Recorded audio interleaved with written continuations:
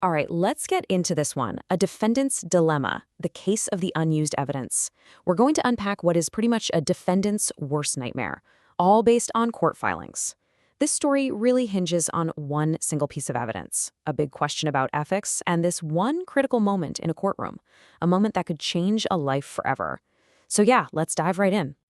Okay, just put yourself in this situation for a second. What if the key to your freedom was sitting right there, in your lawyer's pocket, but they never used it? I mean, imagine you're facing a really serious charge. Your whole life is on the line, and it all comes down to this one piece of proof.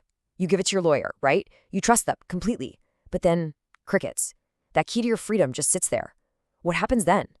That's the exact question at the very heart of this case we're going to explore. All right, first up, the case against Lynch, a high-stakes charge.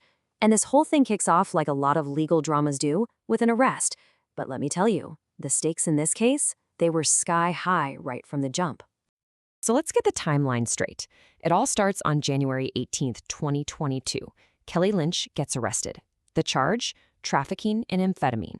Now fast forward a few months to June 2nd, and things go from bad to way, way worse. Her pretrial release gets revoked. She's now detained without bond. And what that means, in simple terms, is she's in jail, waiting for her trial. No getting out. And we really need to be crystal clear about the stakes here.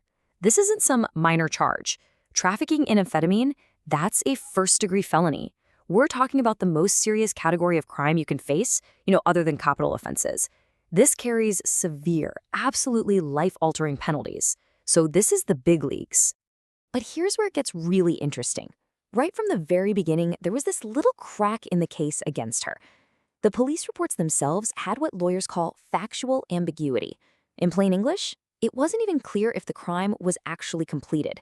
Was it trafficking, or was it just an attempt to traffic?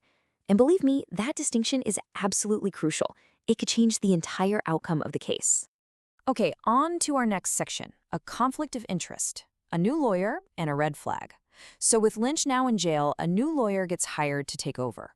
But, and this is a big but, this new lawyer came with a huge potential problem, a massive red flag that honestly calls the entire defense strategy into question. So the very next day, June 3rd, 2022, a new attorney, Jonathan Mills, is retained to represent Kelly Lynch.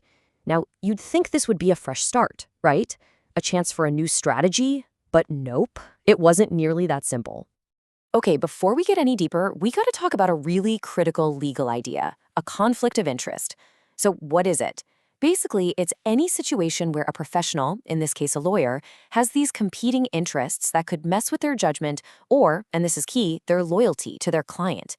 It is a massive deal in the legal world. And here it is, the bombshell. It turns out this new attorney had already represented a co-defendant in the very same case. I mean, that is a textbook, flashing red lights example of a potential conflict of interest. Think about it. How can you possibly give 100% to your new client when you've already got duties and inside knowledge about someone else charged in the exact same crime? So, according to the official complaint, when this was brought up, the attorney allegedly gave this assurance, and this is a direct quote from the filing. He said, "The Florida bar said it was okay for him to take the case as they said there was no conflict." Wow, that's about as definitive a statement as you can get. And this really gets to the core of the problem. You've got two things that just don't line up. On one side, you have what the lawyer allegedly said. The Florida bar said it was okay. But then you look at what the Florida bar rules actually say, and they generally state that conflicts involving co-defendants in the same criminal case are non-waivable. What's that mean? It means the conflict is so serious you can't just get permission to ignore it, not even from the client. The two sides, they just don't add up. And look, based on that alleged assurance, Kelly Lynch's family paid $15,000 in legal fees. So you can see, this wasn't just some casual conversation. This was a decision with real, significant financial consequences. And it was all built on that one statement. It's okay. All right, Section 3, the exculpatory evidence. Now this is where the story takes its most critical turn. Because while all this drama with the lawyer and the conflict of interest is happening, a piece of evidence pops up. And this wasn't just any evidence. This was potentially the key to the whole case. So let's quickly talk about what exculpatory evidence even is. It's just a legal term for evidence that's good for the defendant, stuff that tends to clear them of guilt or at least show they're not guilty of the crime they're being charged with. It is, no joke, the kind of evidence every single defense attorney dreams of finding. And in this case, how did the stream evidence show up in the most 21st century way possible? A text message.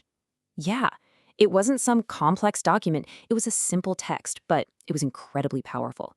It laid out everything. 1. The name of a key witness, Tara Weeks. 2. Her contact info. And 3. The entire winning legal argument, right there in the message.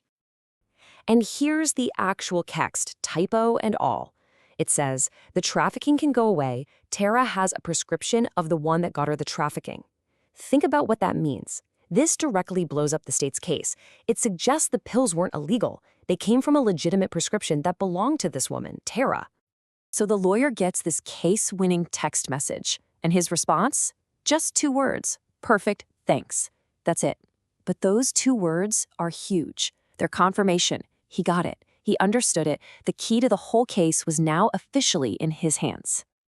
Okay, so all of this, the conflict, the text message, it all builds up to one single, decisive moment, a bond hearing. This was supposed to be the moment, the chance to use this incredible new evidence to get Kelly Lynch out of jail. So the date is June 20th, 2022. It is the day of the bond hearing. This is it. The moment of truth. The lawyer has the text. He knows the argument. He's got the witness's info. I mean, the stage is perfectly set. And just when you think it can't get any more intense, it does. Right before the hearing, the lawyer gets another text. This one says, Tara is outside door of courtroom 12D. Unbelievable. The key witness, the woman with the prescription, she's not just a name on a phone screen anymore. She is physically there, standing right outside the courtroom, ready to go. So let's just stop for a second here and ask the obvious question. You've basically got a get-out-of-jail-free card in your pocket. The one person who can prove it's real is literally waiting in the hallway. What do? I mean, what happens next? What happened? Apparently, nothing. Just nothing. The complaint alleges a complete and total failure to act. The witness, she wasn't called to testify. The prescription evidence, it wasn't presented. The court wasn't even told that the one person who could clear this whole thing up was waiting right outside the door. So what was the result of all this inaction? Well, the aftermath of that hearing paints a pretty grim picture, and it raises some really big questions about what justice and legal representation are supposed to look like. So here's the outcome of the hearing. The court, having no idea about the witness waiting outside, found there was probable cause for the trafficking charge. They set the bond at $5,000.